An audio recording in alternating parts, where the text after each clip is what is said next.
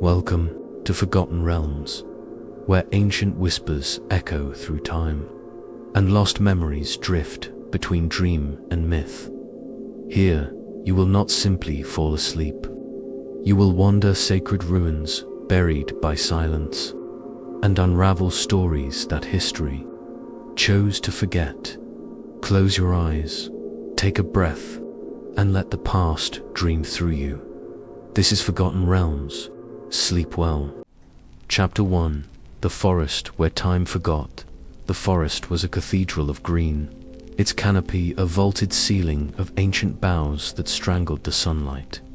Moss clung to every surface, soft and damp, muffling the world like a held breath.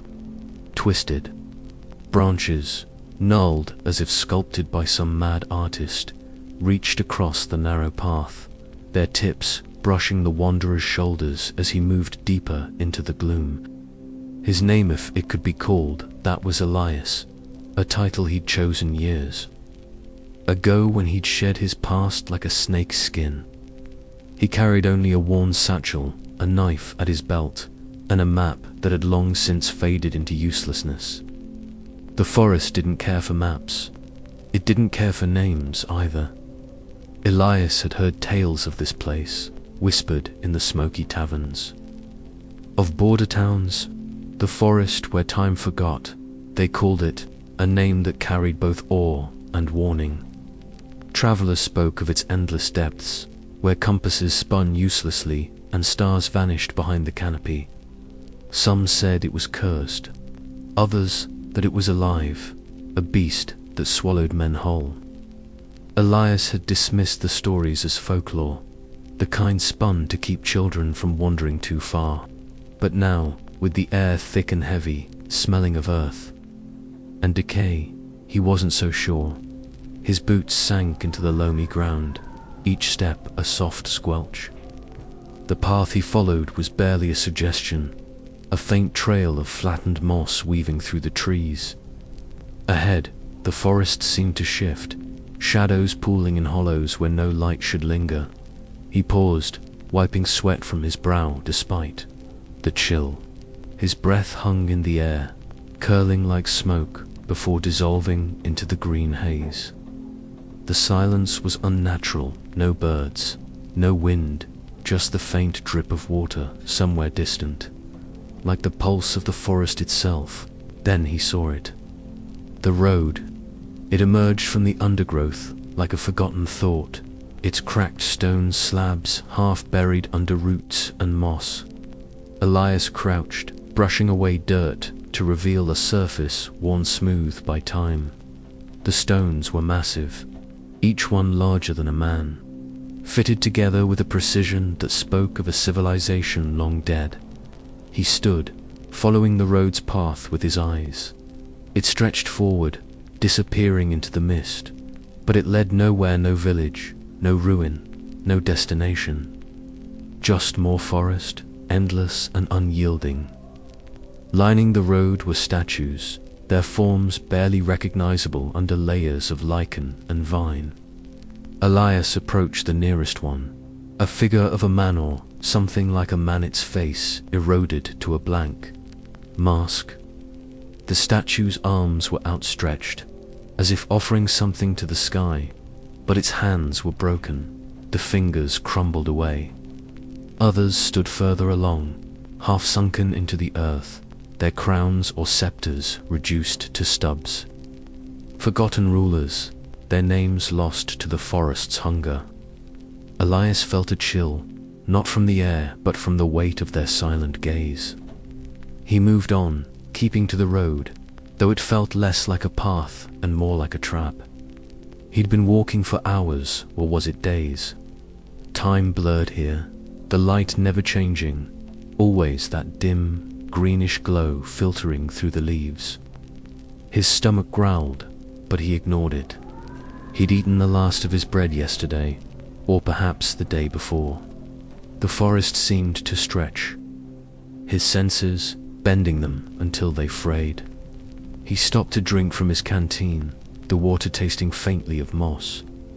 As he capped it, a sound broke the silence, a low, resonant hum, like a tuning fork, struck deep in the earth. Elias froze, his hand on his knife.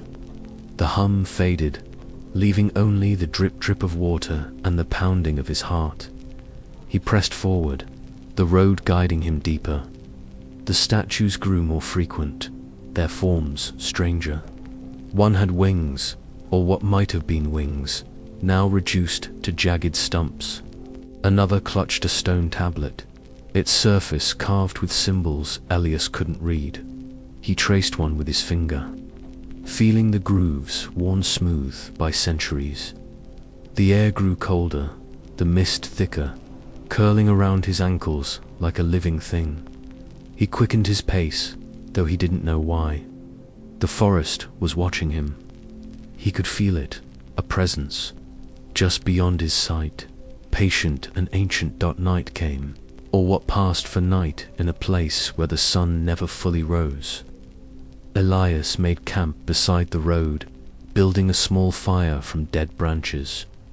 The flames flickered weakly, as if the forest begrudged their light. He ate a handful of dried berries, their bitterness sharp on his tongue, and leaned against a tree. His cloak pulled tight. Sleep came reluctantly, the ground cold and unyielding beneath him. When it claimed him, it brought dreams.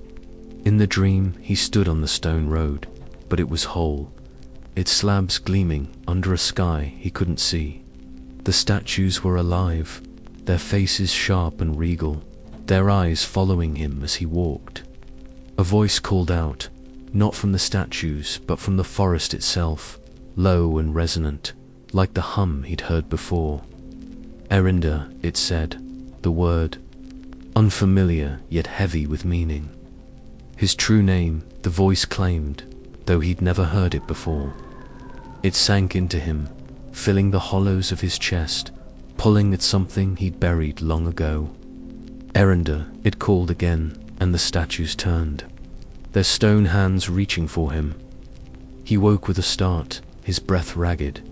The fire was dead, reduced to ash, and the mist had thickened, cloaking the road and the statues.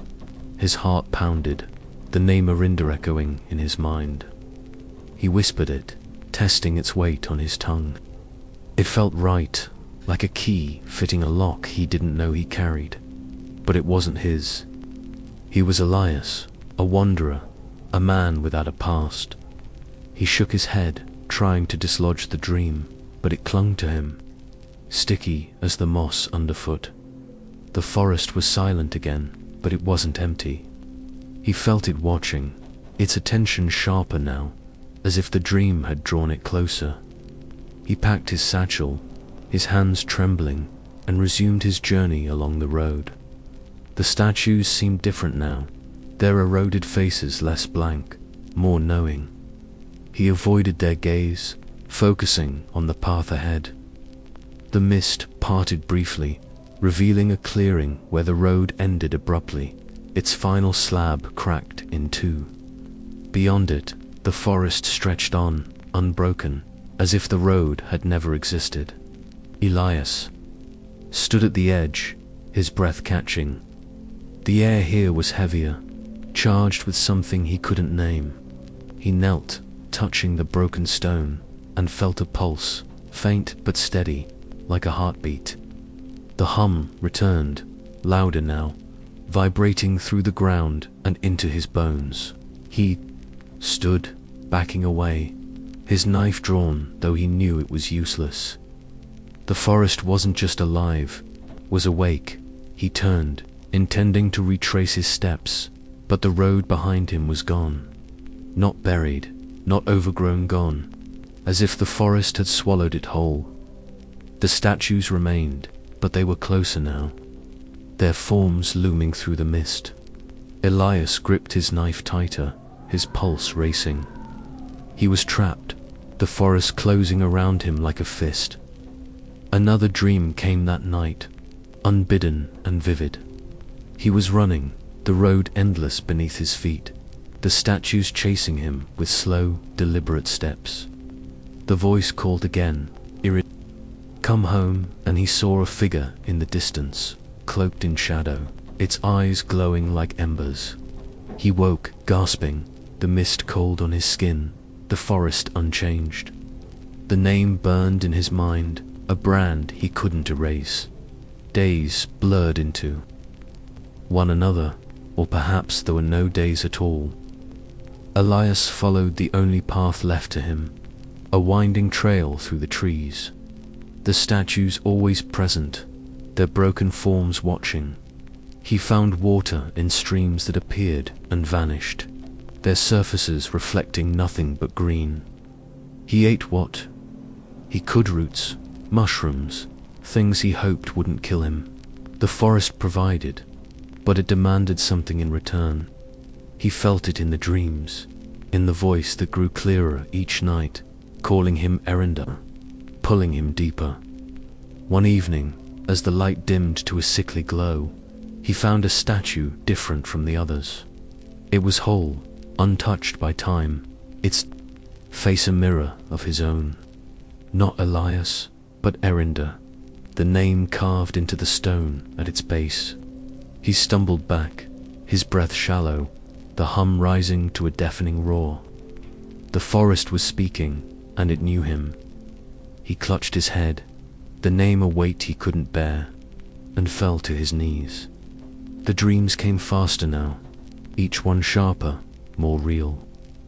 The voice told him of a kingdom lost, of a name he'd forsaken, of a debt unpaid. He saw flashes of a life that wasn't his, a throne, a crown, a war that drowned the world in blood. He woke each time with the taste of ash in his mouth, the forest closer, its roots curling round his camp like fingers. He tried to escape, cutting through the undergrowth with his knife, but the forest fought back. Branches snagged his cloak. Roots tripped him, and the mist blinded him. The statues were everywhere, their faces shifting, some his, some not. He screamed once, his voice swallowed by the green, and the forest answered with silence. On what he thought was the seventh night, he stopped running.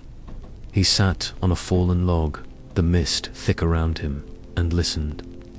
The hum was constant now, a song without words, and the voice was part of it.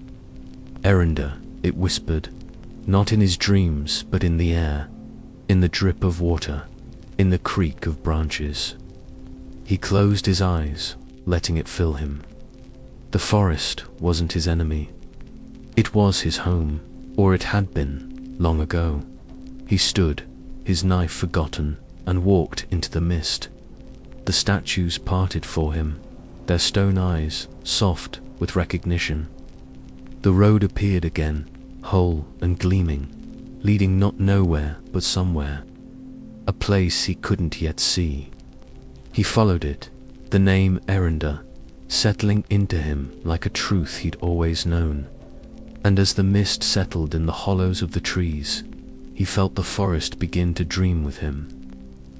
Chapter 2. The veil of the crown Leselis saw. Was it Erinder?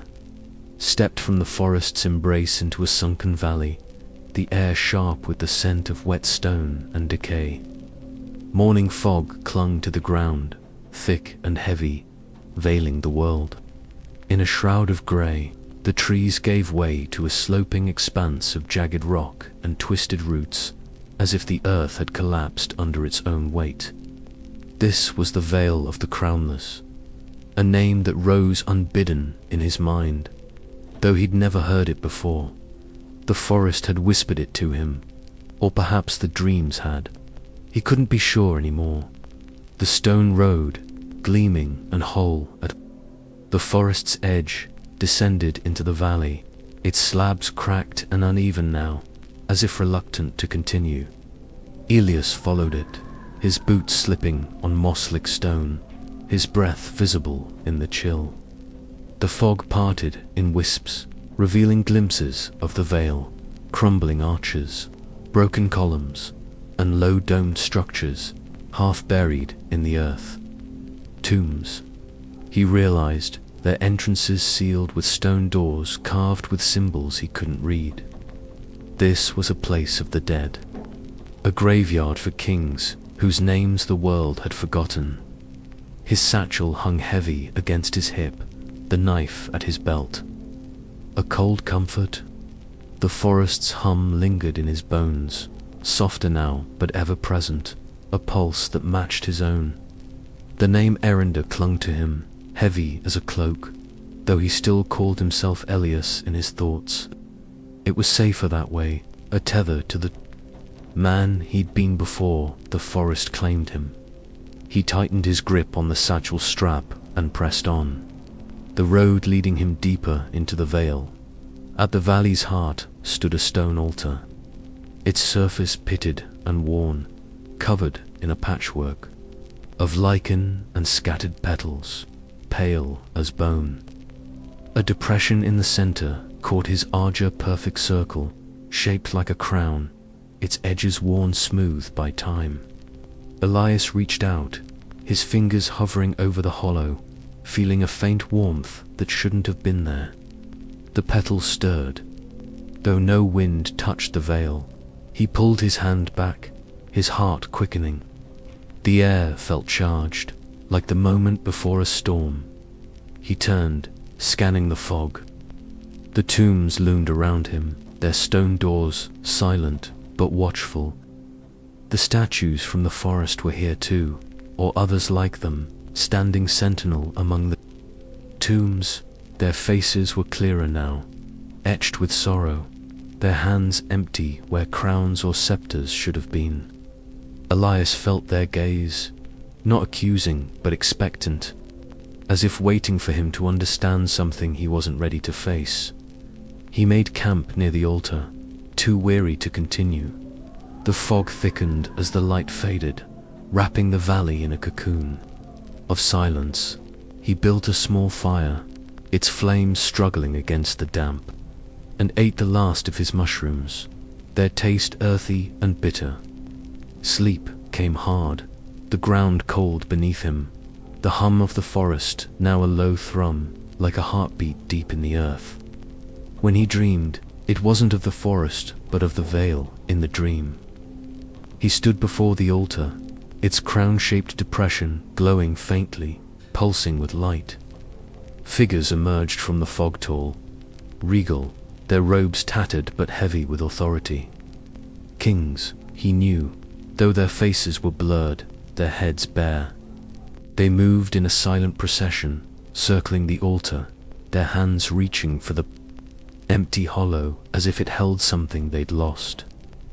One turned to him, its eyes hollow, and spoke his name, not Elias, but Erinder. The voice was a blade, cutting through the fog, and he woke with a gasp, his hands clutching the dirt. The fire was dead, the fog denser now, curling around the tombs like a living thing. Elias stood, his breath shallow, and saw them. The procession, from his dream, real and yet not, their forms pale and translucent, gliding through the mist. Silent kings, their robes trailing, their heads bare, their hands empty. They moved in a slow circle around the altar, their steps soundless, their faces turned downward. Elias froze, his knife half drawn, useless against ghosts. They didn't see him, or so he thought, until one paused, its head tilting as if listening. It backed away, his boots scraping against stone, the sound too loud in the silence. The hum grew louder, vibrating through the ground, and the fog seemed to pulse with it.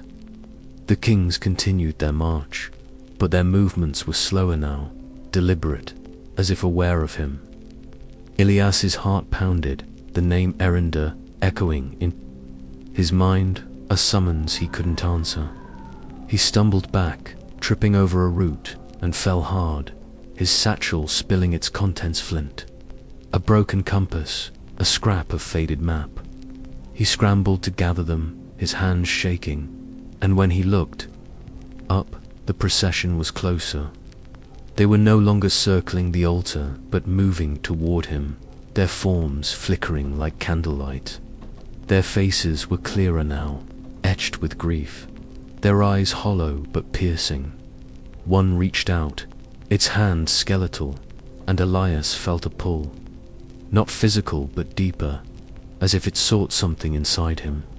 He staggered to his feet, running blind into the fog. The road lost beneath his boots. The veil seemed to shift around him, the tombs rearranging themselves, the statues turning to watch. He ran until his lungs burned, the hum a roar now, the fog so thick he could barely see his hands. He stopped, gasping, and realized he was back at the altar. The crown-shaped depression glowing faintly, just as in his dream. The procession was there, circling again, their silent march unbroken. Elias clutched his knife, his voice a hoarse whisper. "What do you want?" No answer came, but the hum softened, and the fog parted, revealing a path he hadn't seen before. It led away from the altar, deeper into the vale, where the tombs grew older, their stones cracked and moss-choked. Elias followed it, drawn by something he couldn't name, the king's presence lingering at the edge of his vision. The path ended at a single tomb, larger than the others, its door ajar. Inside, darkness waited, and the hum was loudest here. A song that pulled at his bones. He hesitated, his hand on the stone door, its surface cold and slick. The name Erinder burned in his mind, a weight he couldn't shake. He pushed the door open, the hinges groaning, and stepped inside. The air was stale, heavy with the scent of earth and time. A stone slab stood at the center, empty but for a single object, a crown, or the shape of one, carved into the stone, identical to the altar's hollow. Petals lay scattered around it, fresh despite the tomb's age, their pale glow the only light. Elias reached for the crown-shaped carving, his fingers trembling. The hum surged, and the kings appeared, not outside but within the tomb, their ghostly forms filling the space. They stood silent, their empty hands raised, their eyes fixed on him. "Erinder," one whispered, the voice not in the air but in his head, sharp and clear. He stumbled back, the name a blade cutting through him, and saw a vision, a throne, a war, a crown lost to blood and fire. His vision, or another's, he couldn't tell. He fled the tomb, the fog swallowing him as he ran. The kings followed, their procession slower but relentless, their forms flickering in and out of the mist. The veil seemed endless, the road gone, the tombs and statues blending into one another. Elias's legs burned, his breath ragged, but he couldn't stop. The hum was everywhere, the name Erinder a drumbeat in his skull. He saw flashes of the vision again, a kingdom burning, a crown shattered, a man who looked like him falling to his knees. He collapsed at the altar, the crown-shaped depression glowing brighter now, the petals stirring as if alive. The kings surrounded him, their silent march complete, their hands reaching for the hollow. Elias clutched his head, the hum deafening, the name overwhelming. He saw himself or Erinder placing a crown in the altar's hollow, the fog clearing, the veil silent. But he had no crown, only a knife, a satchel, and a name he didn't want. The kings stopped, their forms still, their eyes locked on him. Elias stood, his hands shaking, and touched the altar again. The hum softened, the fog thickened, and the vision faded.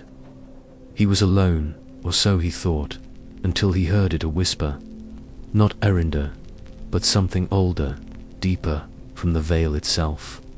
It spoke of loss, of crowns unclaimed, of a debt unpaid.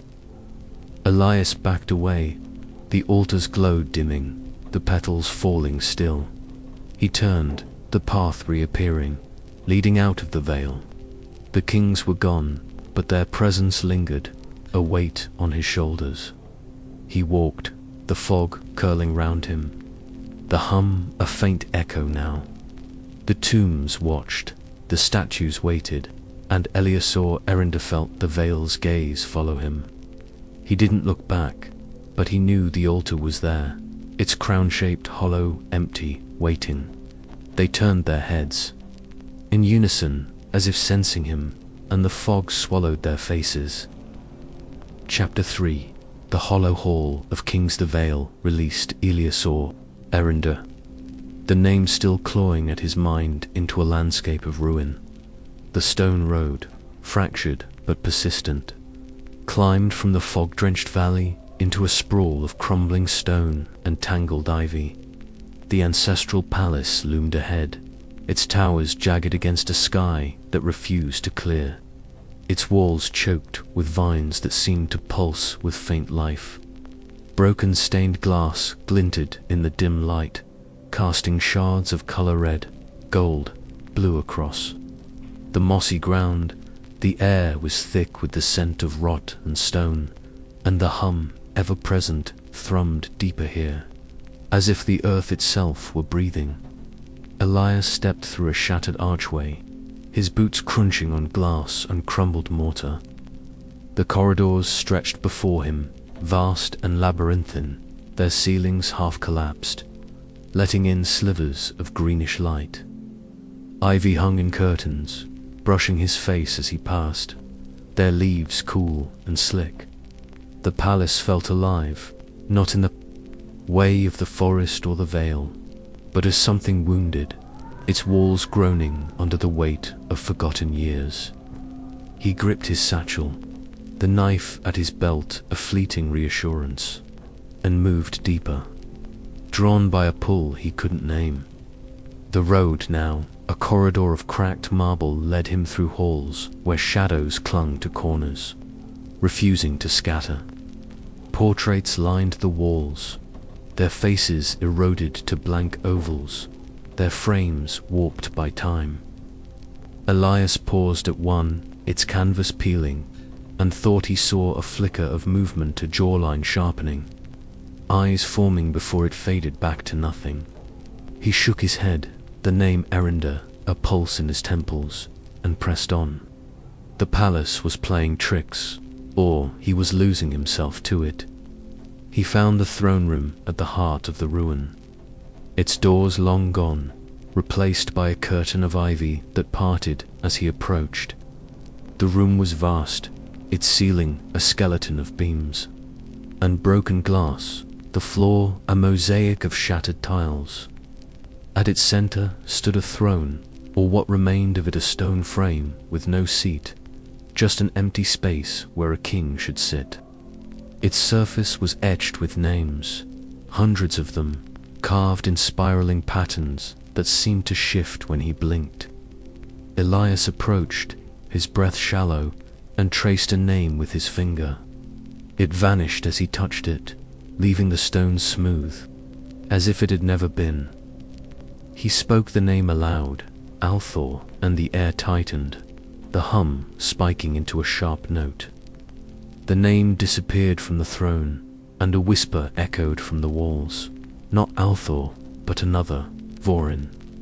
Elias froze, his voice caught in his throat. He tried another name, Lysara, and it too vanished, replaced by a new whisper. Threnode.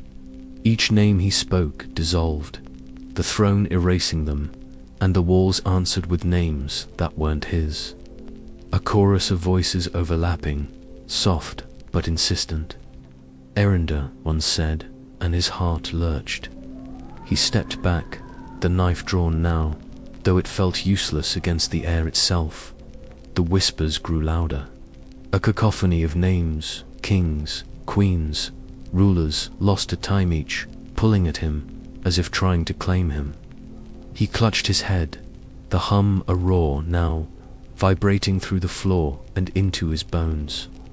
The throne loomed, its empty seat a void that seemed to watch him.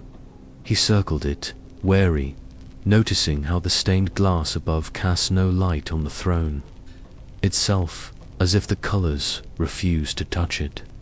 The names on its surface shifted faster now, some familiar from his dreams: a throne, a war, a crown shattered, but others foreign, heavy with grief. He made camp in a corner of the throne room, too exhausted to go further. The fire he built flickered weakly, its light swallowed by the shadows. He ate the last of his roots, their taste like ash, and drank from his canteen, the water stale but cold. The whispers never stopped, a constant murmur that wove into his thoughts, calling names he didn't know, names he feared he might sleep. Came reluctantly, the throne's presence a weight in the room, its empty seat a question he couldn't answer.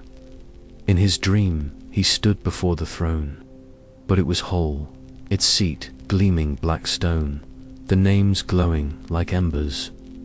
Figures filled the room, kings and queens, their robes rich, their crowns absent. They spoke in unison, their voices the whispers from the walls, calling names that shifted with each breath. Erinder, they said, and he saw himself, someone like him sitting on the throne, a crown in his hands, its metal burning his skin. The palace was alive then, its halls bright, its glass unbroken. But the weight of the crown was unbearable, pulling him into the void of the seat. He woke gasping, the throne unchanged, its names still shifting. The whispers were louder now, not just from the walls, but from the air, the floor, the ivy itself. Erinder, they said, and he felt it settle deeper, no longer a name, but a truth he couldn't escape. He stood, his legs unsteady, and approached the throne again. The names moved like water, some vanishing before he could read them. Others, lingering: Vorin, Threnode, Althreach, won a hook in his mind. He spoke his own name, Elias, and the throne rejected it, the word dissolving into nothing. The whispers laughing, soft and cruel. Erinder, they countered, and the hum surged, the room trembling. He stumbled back, his knife falling to the floor, useless. The throne was calling him, or something inside it was, something older than the palace, older than the forest or the vale.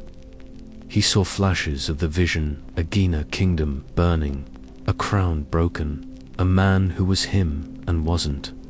Falling to his knees, he ran, the corridors twisting around him, the ivy snagging his cloak, the whispers chasing him. Erinder, they called, and other names, a litany of the lost. He found a hall of mirrors, their surfaces cracked but reflective, showing not his face but others, kings, queens, warriors, their eyes his own. He shattered one with his fist, blood dripping from his knuckles, but the reflections didn't break, only multiplied, each one whispering a name. He fled deeper, the palace a maze that seemed to shift, doors appearing where walls had been, corridors looping back to the throne room. He stopped, breathless, before the throne again, its empty seat a challenge. The whispers were a storm now, names piling atop one another. Erinder, loudest of all. He saw the vision clear: a war, a betrayal, a crown cast into fire. He was there, or Erinder was, the line between them blurring. The throne's names glowed, then faded, leaving only one Erinder rend date, unyielding.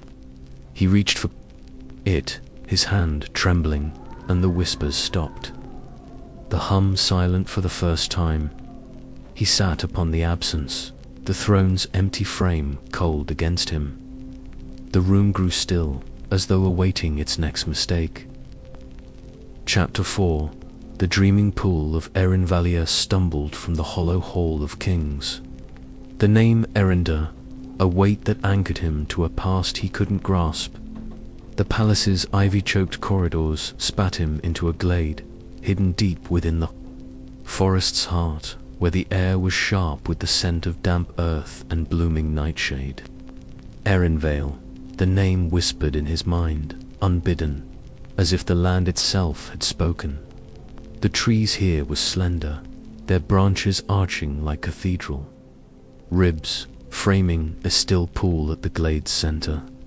Its surface was a mirror, not of the present sky, but of moments long gone, flashes of sunlight, storms' faces that flickered and vanished. Elias approached the pool, his boots sinking into soft moss, the hum from the forest now a faint pulse, like a heartbeat slowed by sleep. The water was unnaturally clear, its depths dark and endless, reflecting a world that wasn't his. He saw a city in flames, a battlefield strewn with bodies, a throne room bright with banners all gone in an instant, replaced by the glade's dim glow. Above the pool, a silver pendant hovered, its chain broken, its surface etched with symbols that shifted like the names on the throne. It cast ripples across the water, though no wind stirred the air, each wave carrying a shimmer of light that didn't belong. He knelt at the pool's edge, his reflection absent, replaced by a man with his face but older, wearier, a crown heavy. On his brow, the pendant pulsed, its ripples quickening, and the water showed another Sena king, not him but like him, clutching a wound as he fell, his breath a final gasp. The vision shifted, a queen, her eyes wide with betrayal, a dagger in her chest. A warrior, his crown shattered, blood pooling beneath him. Each ruler's final breath played across the water, their deaths vivid, their eyes locking onto Elias, as if they saw him through time. He recoiled, his hand brushing the water's edge, sending ripples that disrupted the visions. The pendant swayed, its light flaring, and a voice not the forest's hum but something colder spoke his name. Erinder, it came from the pool, the pendant, the air itself, sharp and undeniable. He stood, his knife drawn, though it felt foolish against the glade's quiet power. The visions returned, faster now, a parade of deaths, a king poisoned, his lips blue, a queen drowning, her hands clawing at nothing, a child king, barely crowned, crushed beneath a collapsing hall. Each death was a weight, pressing on Elias, pulling him toward the water. He backed away, the pendant's light following him, its ripples ceaseless. The glade felt smaller now, the trees closing in, their branches like fingers reaching for the pool. He made camp at the edge, too drained to run, his fire barely a flicker against the glade's gloom. The last of his roots were gone, his canteen nearly empty, the water inside tasting of iron and moss. Sleep came hard, the pool's reflections dancing behind his eyelids, the pendant's glow a beacon in his mind. In his dream he stood in the pool, the water cold around his knees, the pendant floating before him. He reached for it, and it burned, not with heat but with memory. His hands, or Erinder's, placing a crown on a throne, leading an army, falling in battle. The water showed him more, a kingdom he'd ruled, or would rule, its towers gleaming before they burned. The rulers from the visions stood around him, their faces his own, their deaths his own, each one whispering, Erinder, finish it. He woke, gasping, the pendant's light brighter now, the pool's surface alive with new visions. He approached the pool again, the doorknob what passed for it casting a sickly light through the trees. The pendant hovered higher, its ripples sharper, and the water showed a new death. A man, his face Elias's, standing in this very glade, the pendant in his hand, his chest pierced by a blade of light. The vision lingered, the man's eyes meeting his, and Elias felt a pull, not to the pendant, but to the water itself, as if it wanted him to step in, to join the parade of the dead. He resisted, his hand trembling as he reached for the pendant. It was solid, cold, its symbols pulsing under his touch. The water surged, visions overlapping kings and queens falling, their crowns lost, their final breaths a chorus of pain. Chapter 5. The bridge of forgotten vows. Elias emerged from Erinvale, the pendant's weight still heavy in his mind, though his hands were empty. The forest parted, revealing a chasm that split the earth like a wound, its depths silent and black. Above it hung a decaying bridge, its stone arches crumbling, ropes frayed, planks missing. It swayed gently, though no wind stirred, connecting to realms shrouded in mist. The bridge of forgotten vows, the name came to him, unbidden, as if the chasm itself had whispered it. Twin kings had once ruled here, their bonds sealed by promises, now lost to time. Elias felt the name Erinda tighten around his heart, a pulse that matched the faint hum resonating from the bridge. The chasm exhaled a cold breath, smelling of stone and regret. Elias approached the bridge, his boots crunching on gravel, his satchel lighter now, its contents reduced to a flint and an empty canteen. The knife at his belt felt inadequate, a child's toy against the vastness below.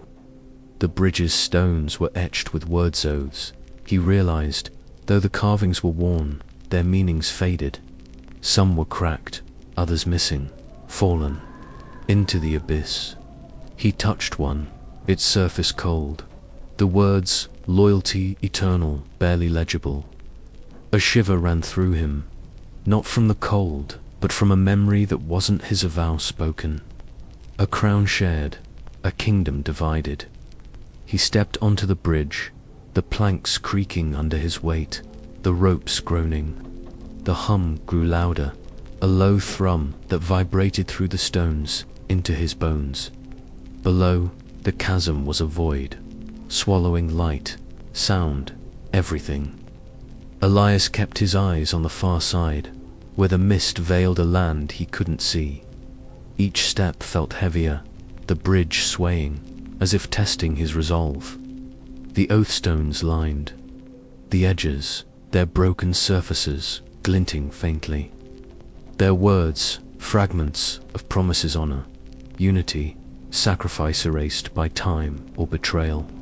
Halfway across, he heard it, a voice, his own, whispering from the chasm. We swore to stand as one. He froze, his hand on a rope.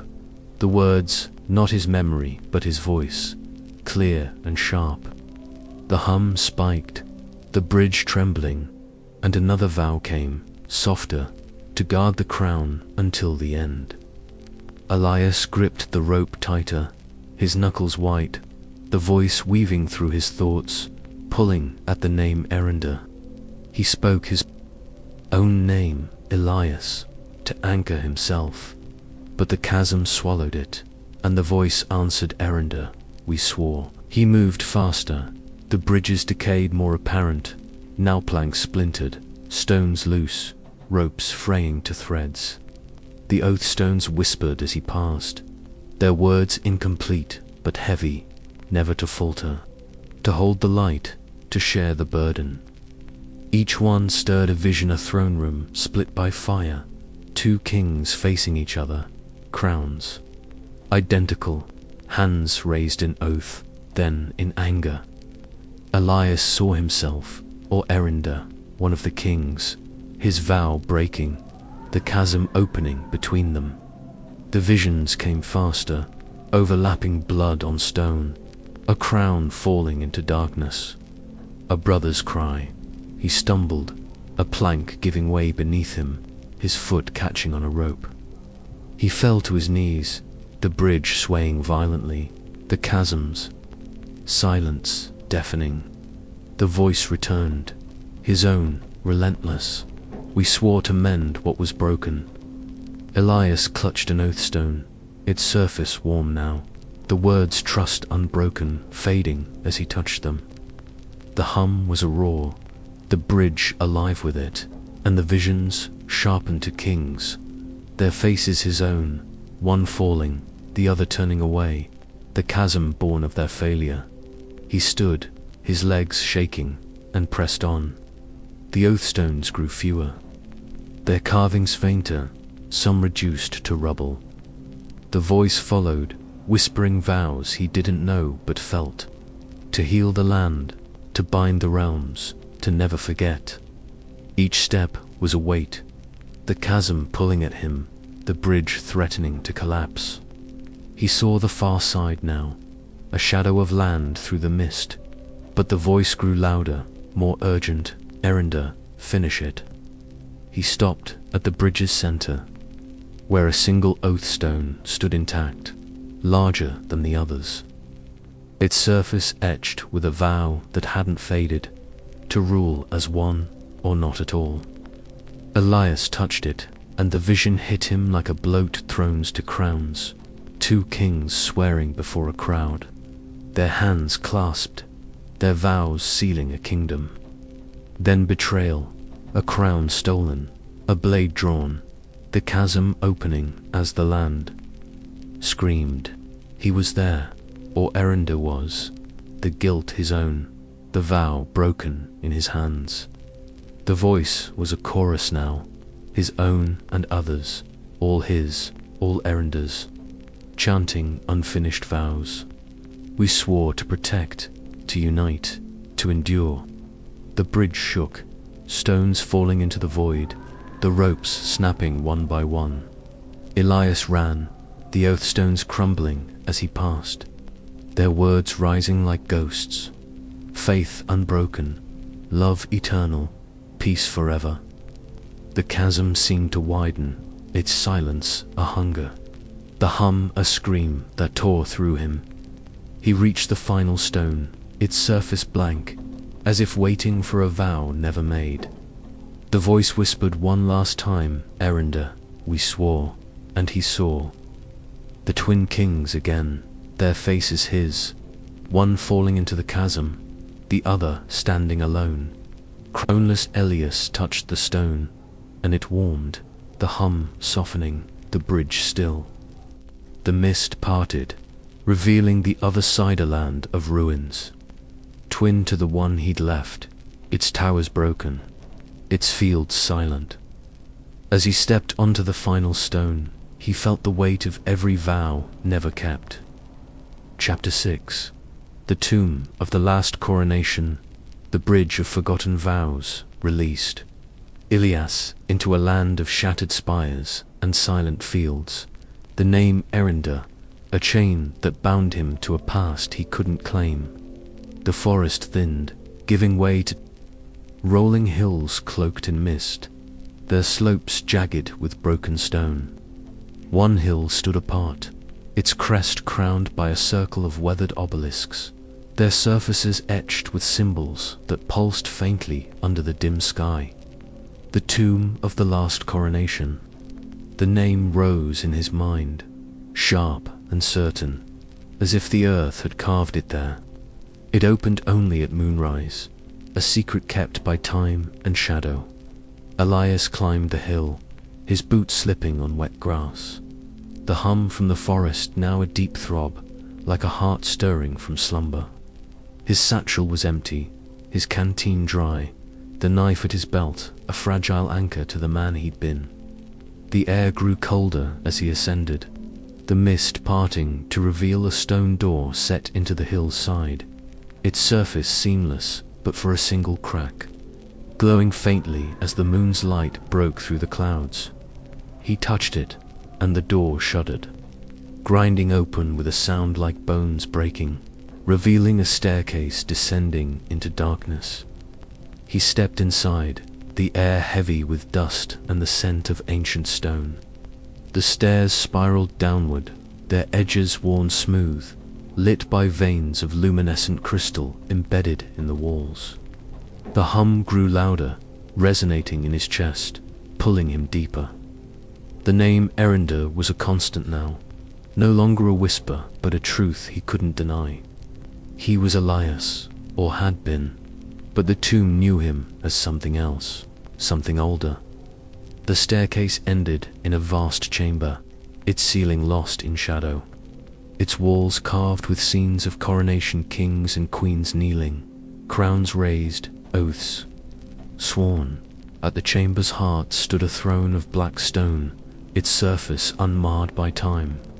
On it sat a skeleton, its bones brittle but intact, its skull tilted forward as if in judgment.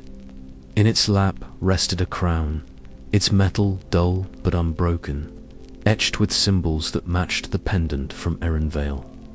The crown hummed, a low, insistent note that vibrated through the chamber, reacting to Ilias's presence, as if it had been waiting. He approached, his steps slow, the hum syncing with his pulse. The skeleton's empty sockets seemed to watch, its bony hands resting on the throne's arms, the crown nestled between them. Elias felt a pull, not to the crown but to the throne itself, its presence a void that demanded filling. The air thickened, the crystal veins pulsing brighter, casting jagged light across the carvings crowns forged. Kingdoms united, then broken, their rulers falling to betrayal or blood. He reached for the crown, his hand trembling, and the hum spiked, a sound that was almost a voice, speaking not his name but his purpose. Erinder, claim it. The crown's metal was warm, alive, its symbols glowing under his touch. Visions flooded him, coronations in this very tomb, oaths sworn under moonlight, crowns placed on heads that would soon fall. He saw himself, or Erinder, kneeling before this throne, a twin king at his side, their vows sealing a realm now lost. Then the betrayal, the crown cursed, the tomb sealed as the kingdom burned. He pulled his hand back, the visions fading, but the crown's hum remained, steady, insistent. The skeleton didn't move, but its presence felt heavier, as if it judged his hesitation. The carvings on the walls shifted, showing new Sinza king, his face Ilias's, placing the crown on his head, the tomb glowing with power. Then another, the same face, casting the crown down, the chamber darkening as blood spilled. Elias staggered, the name Erinder a blade in his mind. Cutting through the man he'd been, he made camp at the chamber's edge, too weary to climb back to the surface. No fire would light here, the air too stale, the stone too cold. He sat against a wall, the carvings pressing into his back, their stories bleeding into his dreams. Sleep came hard, the crown's hum a lullaby that promised no rest. In his dream, he stood before the throne, the skeleton gone, the crown in his hands. He placed it on his head, and the tomb roared, light flooding the chamber, the carvings alive with triumph. But the weight crushed him, his body breaking, the crown burning as the kingdom fell again. He woke, gasping, the crown still in the skeleton's lap, its hum unchanged. The crystal veins pulsed slower now, as if waiting. He approached the throne. Again, the visions, sharper Erinder or him, crowned in this tomb, leading a kingdom to glory, then ruin. The skeleton's skull seemed to tilt, its sockets deeper, and the hum became a voice. His own, whispering, "Take it, Erinder, end it."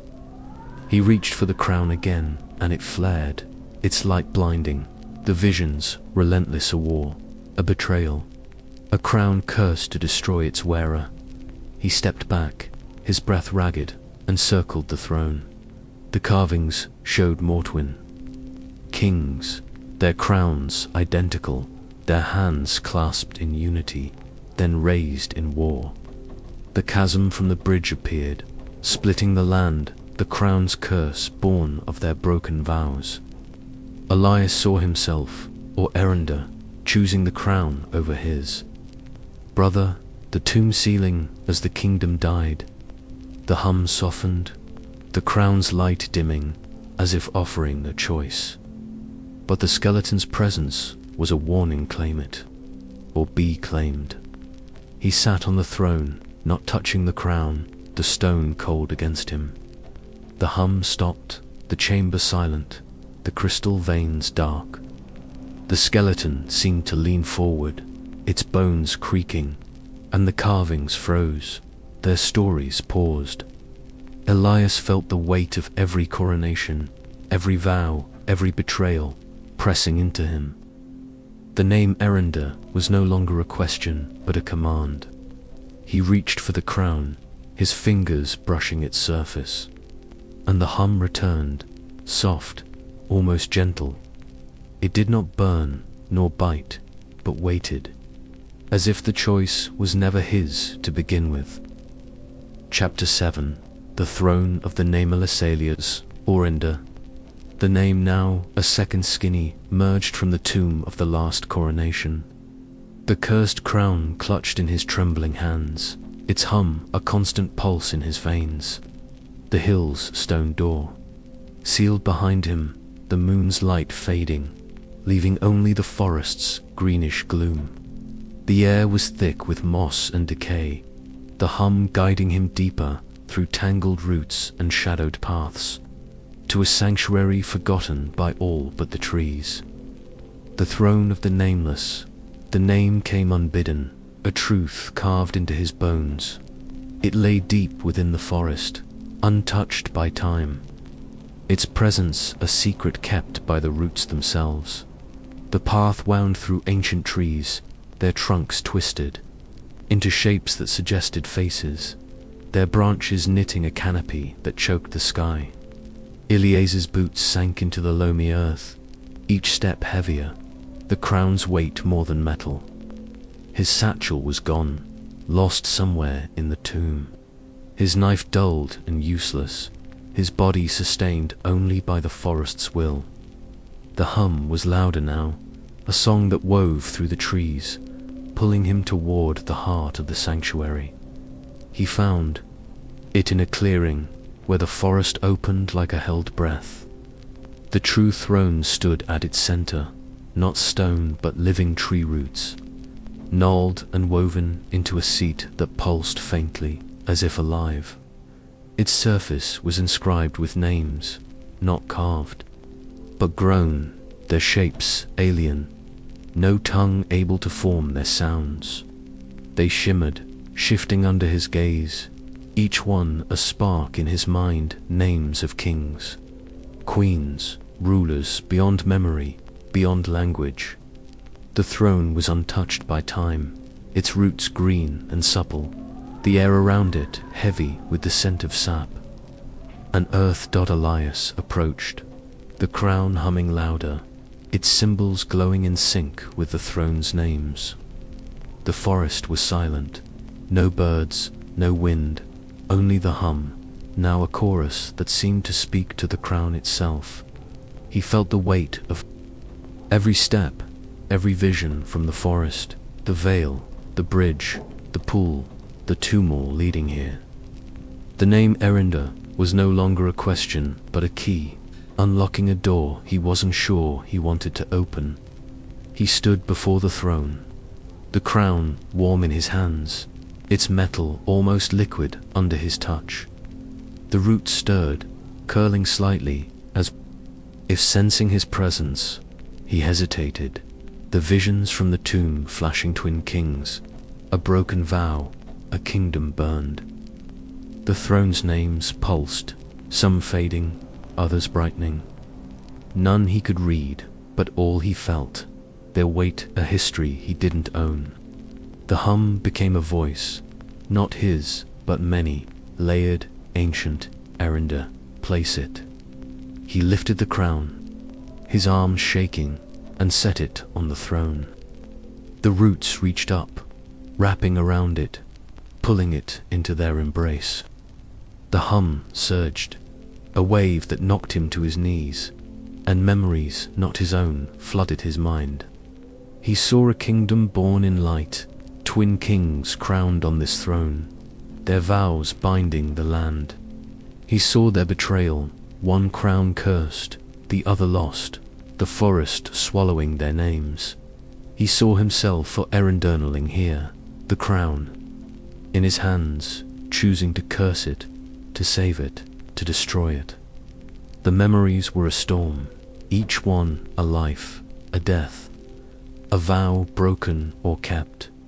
He saw the forest's birth, its roots drinking the blood of fallen kings, its trees growing from their bones.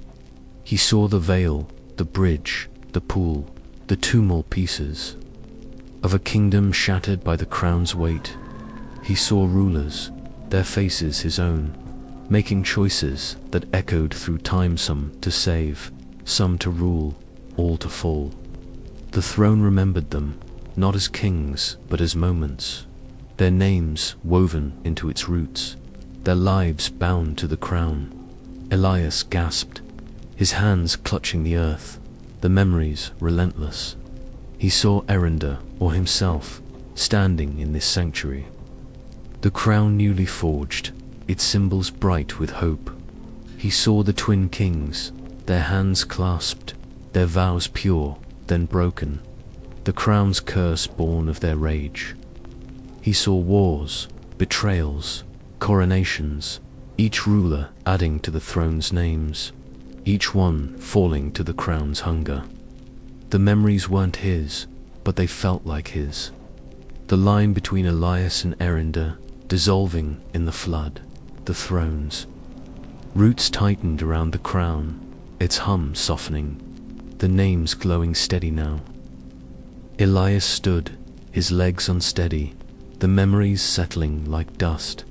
He saw the rulers' final moments, their deaths in the pool, their vows on the bridge, their coronations in the tumult tied to this throne, this crown.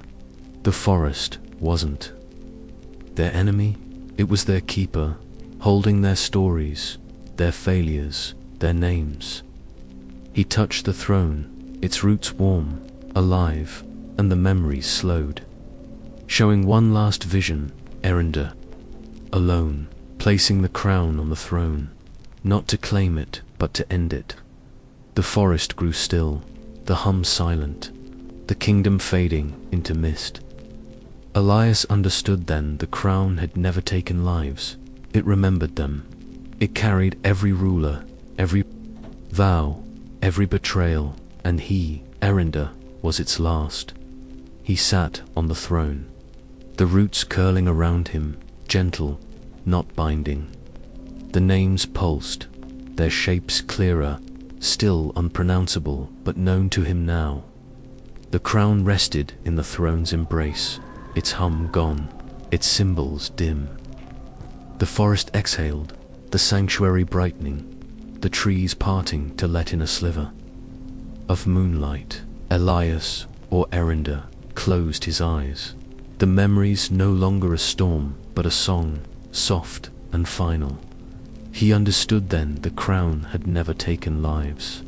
It remembered them. Chapter 8. The echo of the crown, the throne of the nameless released Elias or Erenda.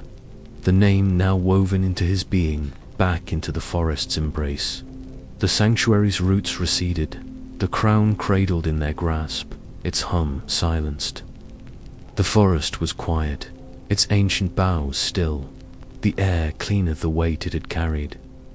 Elias stood at the clearing's edge, the crown no longer in his hands but heavy in his mind, its memories a tapestry of lives he'd lived, or might have. The forest, once a labyrinth of whispers and shadows, now felt open as if it had exhaled, a long-held breath. He was ready to leave, though where he'd go, he didn't know. His boots sank into the moss, softer now, the ground no longer pulling at him. His knife hung at his belt, untouched, its edge dulled by a journey that needed no blade. The satchel was gone, lost to the tomb or the bridge, and his canteen was empty. But the forest provided berries in his palm, water in a stream that ran clear, reflecting the sky for the first time. The hum was gone, replaced by a silence that wasn't empty but full, like the pause before a song's final note. He walked, the path unfolding before him, no longer twisting or deceptive. The trees parted, their branches no longer reaching, their faces once hinted in bark now just wood. The forest was no longer a beast, no longer a keeper of secrets, but a place, vast and old, that had told its story. Elias felt lighter, though the name Erinder lingered, not a chain but a thread, tying him to the rulers whose lives he'd seen, whose deaths he'd felt. The path led to a grove, hidden in a fold of the forest where sunlight broke through, golden and warm. At its center stood a circle of stones, smooth and unmarked, their surfaces catching the light like mirrors. A final resting place, the thought came, not from the forest, but from within. The crown belonged here, not on a throne or in a tomb, but in this quiet grove, where the forest could guard it without hunger. Elias knelt, his hands empty but steady, and felt the crown's presence, though he no longer held it. The roots of the throne of the nameless had followed him, or perhaps they'd always been here. Waiting, he closed his eyes, and a vision came, unbidden but gentle. Behind him stood the rulers' kings, queens, warriors, all who had worn the crown. They were no longer cursed, their faces clear, their eyes free of sorrow. They stood not as ghosts, but as echoes, their crowns gone, their hands empty but unburdened. He saw the twin kings, their bond restored, their vows whole. He saw the child king, the poisoned ruler, the betrayed queen, all at peace. Their deaths no longer a weight, but a memory, held by the forest, not the crown. Erinder was among them, or was him, his face both his own and theirs, a final thread. In the tapestry, the vision faded, but their presence lingered, a warmth at his back. Elias opened his eyes, and the grove seemed brighter, the stones glowing softly, the air alive with a new sound, not a hum but a sigh, the forest exhaling. He reached out, not with his hands but with his will, and the roots rose, carrying the crown from the sanctuary to the grove. They placed it in the center of the stones, the metal dull but whole, its symbols still, no longer shifting. The forest exhaled again, a breeze stirring the leaves. Carrying the scent of earth and renewal, the grove shimmered, the stones reflecting. Not the sky, but moments kept, kingdoms healed, rulers at rest. The crown was no longer a curse, but a relic, its memories safe, its hunger sated. Elias stood, his body weary, but his mind clear. The name Erinder was his, but so was Elias, two truths reconciled.